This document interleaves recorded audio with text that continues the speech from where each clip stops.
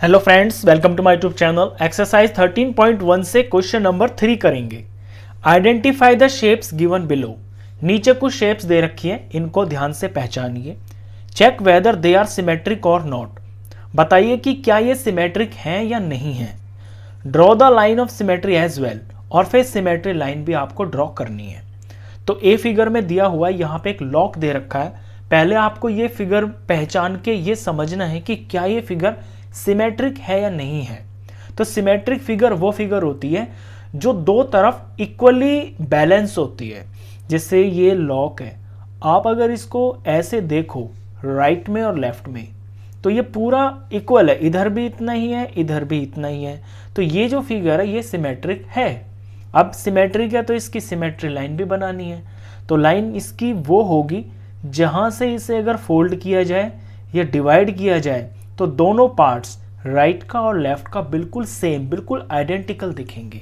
तो हमें इसकी लाइन बनानी है सिमेट्री की। तो इसमें ध्यान रखेंगे कि बिल्कुल सेंटर में से जानी चाहिए। जितने भी इसके ये पार्ट है ना, बिल्कुल बराबर बराबर डिवाइड होने चाहिए। जैसे ऊपर का पहले ये लॉक का यही पार्ट है, तो यहाँ बिल्कुल हाफ ऐसे आधा जाना चाहिए। इवन ये जो की लगाने की जगह है ये भी बिल्कुल बीचों बीच ऐसे कटनी चाहिए।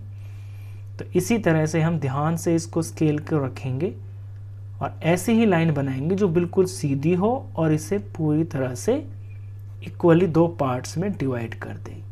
ये मैंने बना दी है, ये इसकी सिमेट्री लाइन हो गई है। नेक्स्ट है, इसके अंदर एक ये बकेट जैसा कुछ है।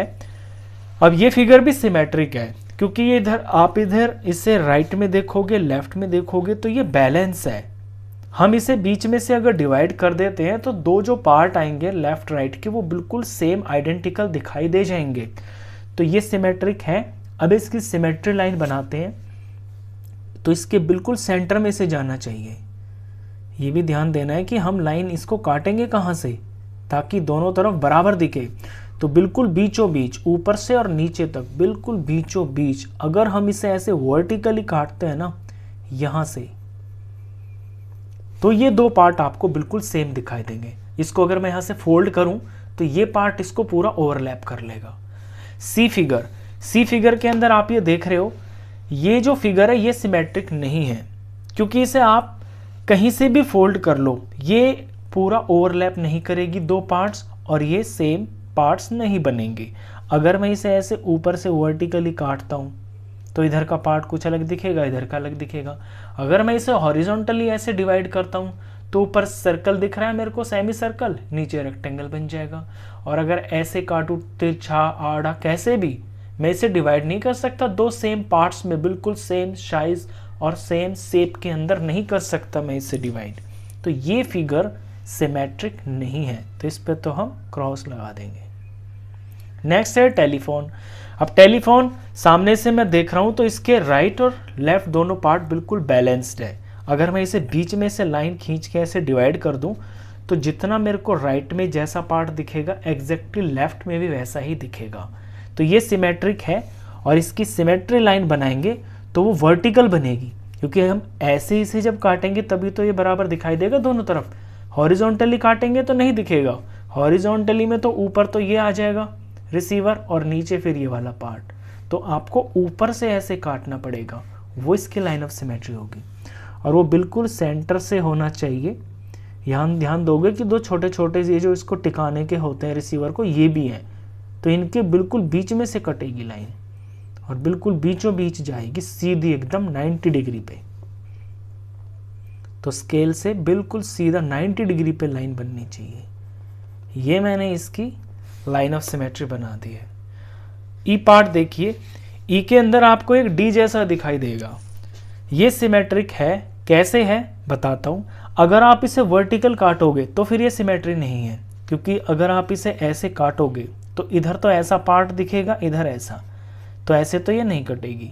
हाँ, अगर आप इसको ऐसे हॉरिजॉन्टली बीच में से डिवाइड करो सेंटर से तो दो जो पार्ट्स बनेंगे वो बिल्कुल आइडेंटिकल बनेंगे। तो इसकी जो लाइन ऑफ सिमेट्री होगी वो यहाँ से बनेगी।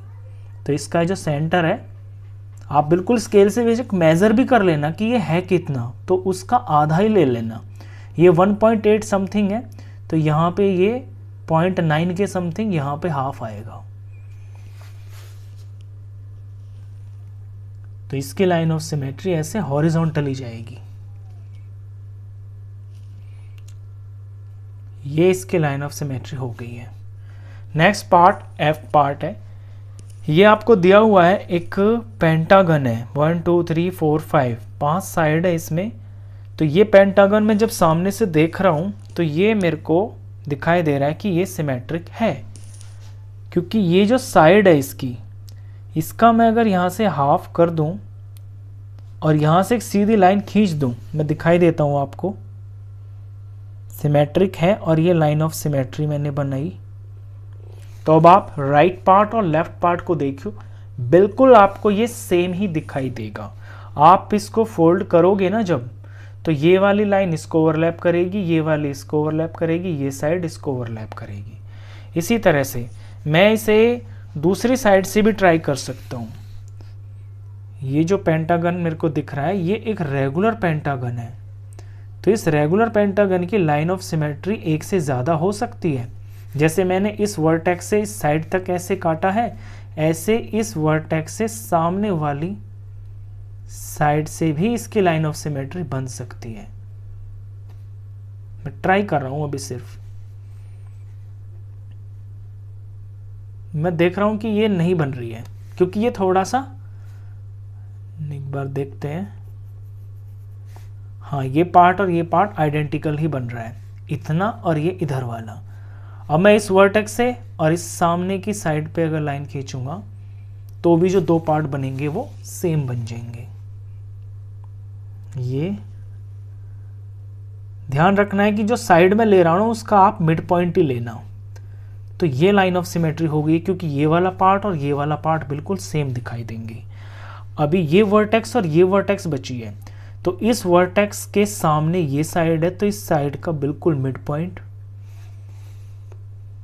और यहां से लाइन ले जाएंगे, क्योंकि ये रेगुलर पेंटागन है। रेगुलर पेंटागन में क्या होता है, सारी साइड्स और सारे एंगल्स बराबर होते हैं। तो रेगुलर फिगर्स जो होती हैं उनकी लाइन ऑफ सिमेट्री एक से ज़्यादा होती है। अब ये वर्टेक्स बच गई है, इसके सामने ये वाली साइड है, तो इस साइड के आधे में से जाएगी लाइन ऑफ सिमेट्री, यहाँ से।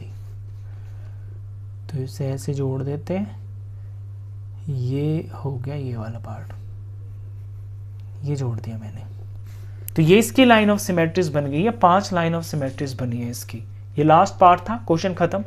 नेक्स्ट क्वेश्चंस के लिए नेक्स्ट वीडियो में मिलेंगे, तब तक के लिए गुड बाय।